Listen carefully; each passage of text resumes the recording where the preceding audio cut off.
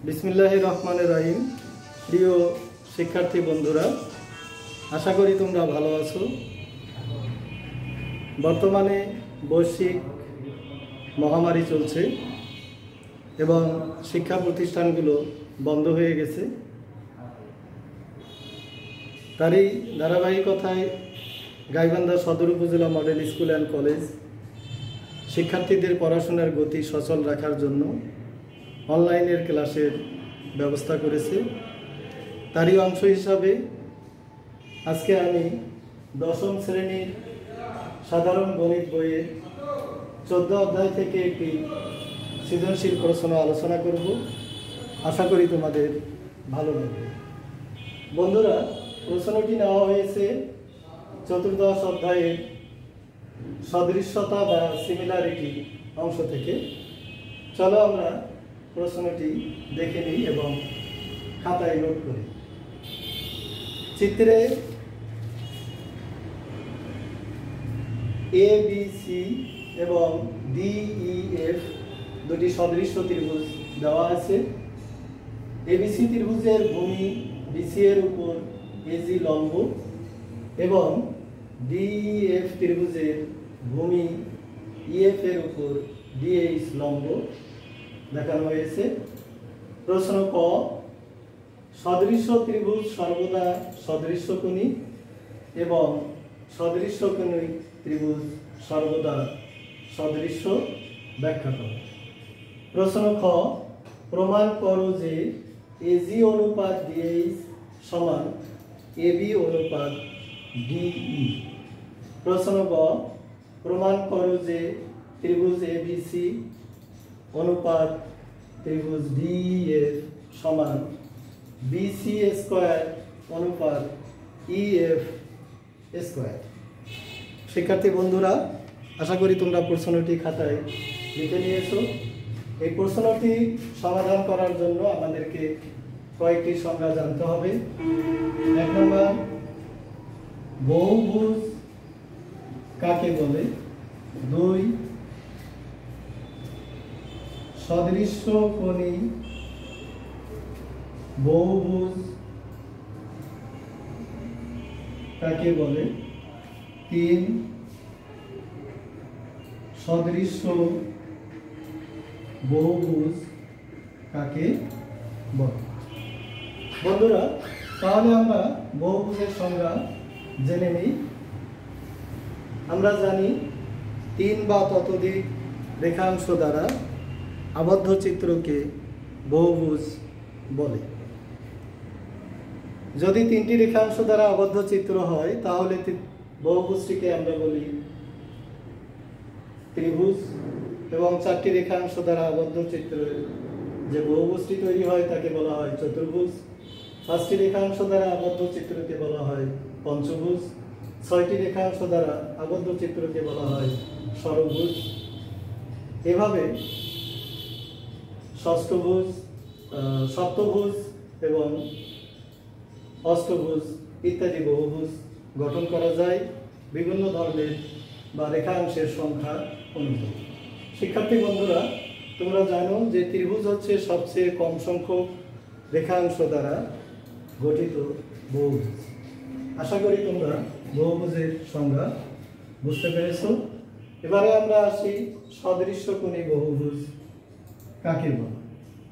আমরা জানি সমান সংখ্যক বাহু বিশিষ্ট দুইটি বহুভুজের একটির কোণগুলো ধারাবাহিকভাবে অপরটির কোণগুলোর সমান হলে বহুভুজ দুইটিকে আমরা বলি সদৃশ্যকোণী বহুভুজ।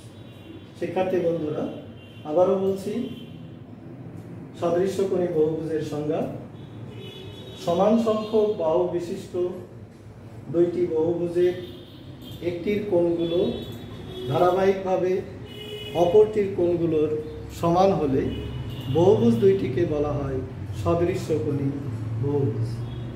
এবারে আমরা আসি সদৃশ্য বহুভুজের সংজ্ঞায়। আমরা জানি সমান সংখ্যক বাহু বিশিষ্ট দুইটি বহুভুজের একটির শীর্ষবিন্দুগুলোকে যদি অপরটির শীর্ষবিন্দুগুলোর সাথে এমনভাবে মিল করা যায় যে বহুভুজ দুইটির অনুরূপ কোণগুলো সমান হয় এবং অনুরূপ বাহুগুলোর অনুপাত সমান হয়, তাহলে বহুভুজ দুইটিকে সদৃশ্য বহুভুজ বলা হয়। শিক্ষার্থী বন্ধুরা, আশা করি তোমরা বহুভুজ, সদৃশ্যকোণী বহুভুজ এবং সদৃশ্য বহুভুজের সংজ্ঞা বুঝতে পেরেছ। চলো আমরা সৃজনশীল প্রশ্ন কয়ের ব্যাখ্যায় যাই। প্রশ্ন ক, সদৃশ্য ত্রিভুজ সর্বদা সদৃশ্যকোণী এবং সদৃশ্যকোণী ত্রিভুজ সর্বদাই সদৃশ্য। প্রথমে আমরা আসি সদৃশ্যকোণী ত্রিভুজের ক্ষেত্রে। আমরা জানি একটি ত্রিভুজের তিনটি কোণ ধারাবাহিকভাবে অপর একটি ত্রিভুজের তিনটি কোণ সমান হলে ত্রিভুজ দুইটিকে সদৃশ্যকোণী ত্রিভুজ বলে। আবার দুইটি ত্রিভুজের একটির কোণগুলো অপরটির কোণগুলো ধারাবাহিকভাবে সমান এবং ত্রিভুজ দুইটির অনুরূপ বাহুগুলোর অনুপাত সমান হলে ত্রিভুজ দুইটিকে বলা হয় সদৃশ্য ত্রিভুজ। শিক্ষার্থী বন্ধুরা, আমরা জানি একটি ত্রিভুজের শীর্ষবিন্দুগুলোকে অপর একটি ত্রিভুজের শীর্ষবিন্দুগুলোর সাথে মিল করলে ত্রিভুজ দুইটির অনুরূপ বাহুগুলোর অনুপাত সমান হলে অনুরূপ কোণগুলো সমান হয়।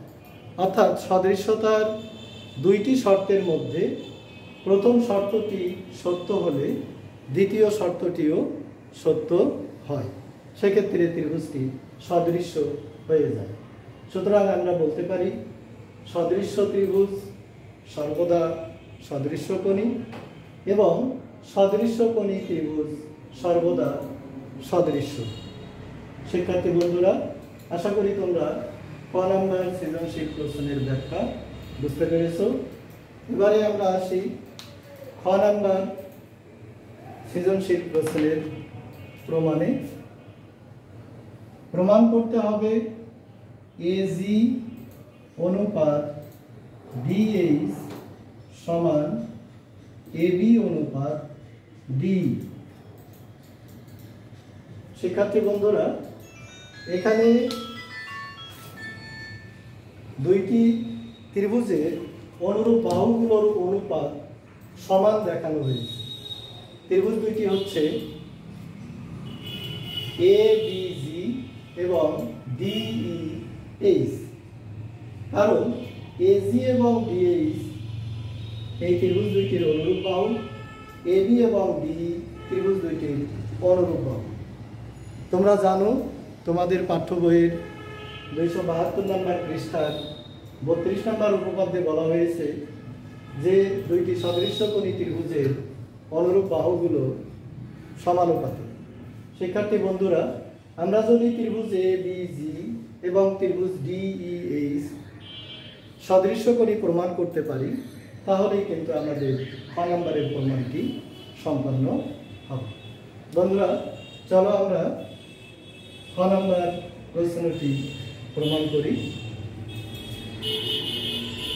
এবিসি ত্রিভুজ ও ডিইএফ ত্রিভুজ উদ্দীপকে দেওয়া আছে ত্রিভুজ দুইটি সদৃশ্য।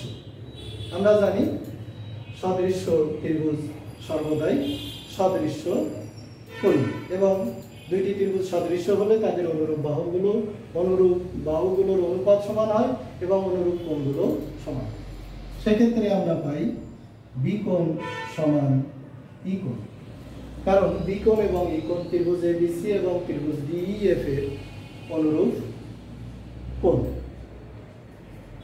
যেহেতু এজি লম্ব বিসি, সুতরাং এজি বি কোণ সমান ডিএইচ লম্ব ইএফ হওয়ার কারণে ডিএইচ ই কোণ সমান 90 ডিগ্রি, অর্থাৎ এক সমকোণ হিসাবে এই কোণ দুটিও সমান।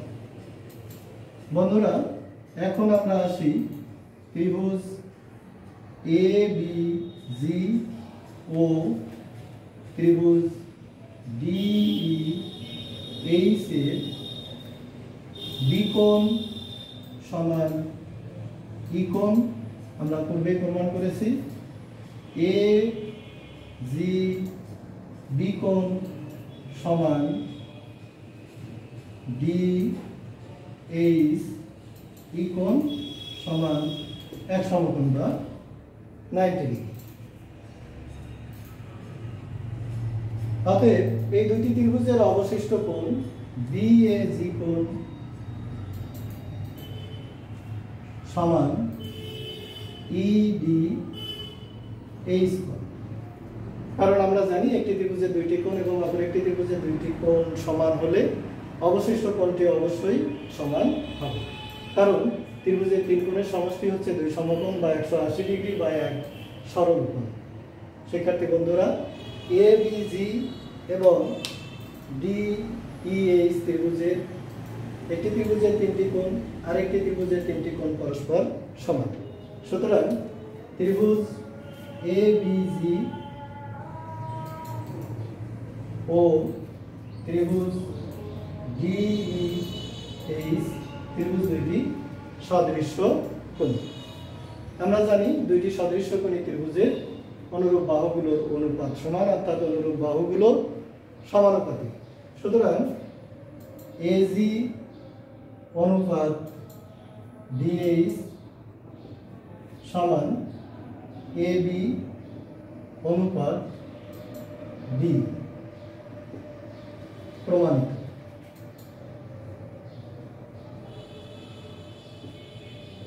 বন্ধুরা, আশা করি তোমরা ক নাম্বার প্রমাণটি বুঝতে পেরেছ।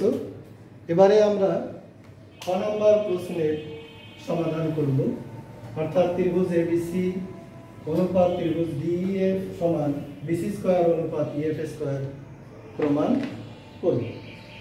আমরা জানি ত্রিভুজের ক্ষেত্রফলের সূত্র হচ্ছে হাফ গুণন ভূমি গুণন উচ্চতা। যেহেতু এবিসি ত্রিভুজের ভূমি বিসি এবং উচ্চতা এজি, সুতরাং ত্রিভুজ এবিসি এর ক্ষেত্রফল সমান হাফ গুণ বিসি গুণ এজি এবং ডিইএফ ত্রিভুজের ভূমি ইএফ উচ্চতা ডিএইচ। সুতরাং ডিইএফ ত্রিভুজের ক্ষেত্রফল সমান হাফ গুণ ইএফ গুণ ডিএইচ, অর্থাৎ ত্রিভুজের ক্ষেত্রফল হাফ গুণন ভূমি গুণন উচ্চতা।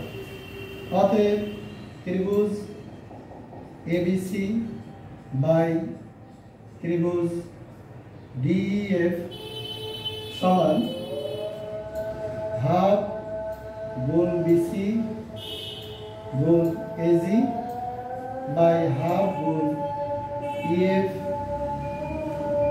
গুণ ডিএইচ। শিক্ষার্থী বন্ধুরা, আমরা জানি অনুপাত এক ধরনের ভগ্নাংশ। আমরা এবিসি ত্রিভুজ বাই ডিইএফ ত্রিভুজকে এবিসি ত্রিভুজ অনুপাত ডিইএফ ত্রিভুজও বলতে পারি।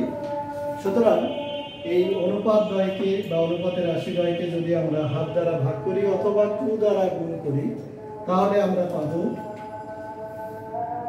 বিসি বাই ইএফ গুণ এজি বাই ডিএইচ। বন্ধুরা, আমরা ক নাম্বার সৃজনশীল প্রশ্নে প্রমাণ করেছি যে এজি অনুপাত ডিএইচ সমান এবি অনুপাত ডি। সুতরাং এজি বাই ডিএইচ সমান এবি বাই ডি। বন্ধুরা, আমরা জানি আমাদের মূল ত্রিভুজদ্বয় এবিসি এবং ডিইএফ দুটি সদৃশ্য ত্রিভুজ, উদ্দীপকে উল্লেখ আছে, এবং আমরা এও জানি যে সদৃশ্য ত্রিভুজের অনুরূপ বাহুগুলোর অনুপাত সমান, অর্থাৎ এবি বাই ডি সমান বিসি বাই ইএফ। বন্ধুরা, তাহলে আমরা পেলাম যে এজি বাই ডিএইচ সমান বিসি বাই ইএফ। এখন প্রথম ধাপে আমরা যদি BC by EF AG by DS এর পরিবর্তে বিসি বাই ইএফ বসাই, তাহলে আমরা পাবো BC into BC equal BC square, EF into EF equal EF square.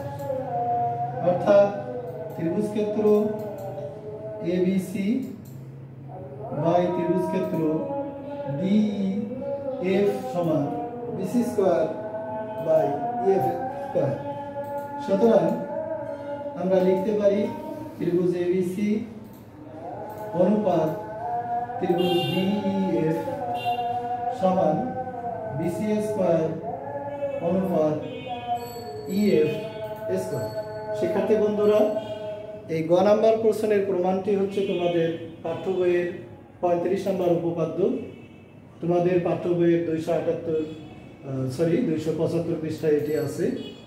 এখানে বলা হয়েছে যে দুইটি ত্রিভুজের ক্ষেত্রফলের অনুপাত ত্রিভুজ দুইটির যে কোনো অনুরূপ দুই বাহুর উপর অঙ্কিত বর্গক্ষেত্রের ক্ষেত্রফলের অনুপাত সমান, তবে ত্রিভুজ দুইটিকে অবশ্যই সদৃশ্য ত্রিভুজ হতে হবে। সুতরাং শিক্ষার্থী বন্ধুরা, তোমরা অবশ্যই গ নম্বরের প্রশ্নটি সমাধান বুঝতে পেরেছো। এটি তোমরা বাসায় প্র্যাকটিস করবে, অনুরূপ সৃজনশীল প্রশ্ন বারবার প্র্যাকটিস করবে। তোমাদের বাসার কাজের জন্য তোমাদের পাঠ্য বইয়ের তোমরা খাতায় লিখে নেবে পৃষ্ঠা নম্বর 278 এর 13 নং সৃজনশীল প্রশ্নটি তোমরা বাসার কাজের জন্য প্র্যাকটিস করবে। শিক্ষার্থী বন্ধুরা, বর্তমানে আমরা করোনা নামক মহামারীর মধ্যে আছি। তোমরা সবাই বাসায় থাকবে, সাবান পানি অথবা হ্যান্ড ওয়াশ দিয়ে নিয়মিত কমপক্ষে 20 সেকেন্ড হাত পরিষ্কার করবে, হ্যান্ড স্যানিটাইজার ব্যবহার করবে, বাইরে যাবে না, বাইরে গেলে মাস্ক ব্যবহার করবে, নিজে সুস্থ থাকবে, অপরকে সুস্থ থাকবে। সবার সুস্থ কামনায় আমি আমার পাঠ এখানেই শেষ করছি। খোদা হাফেজ।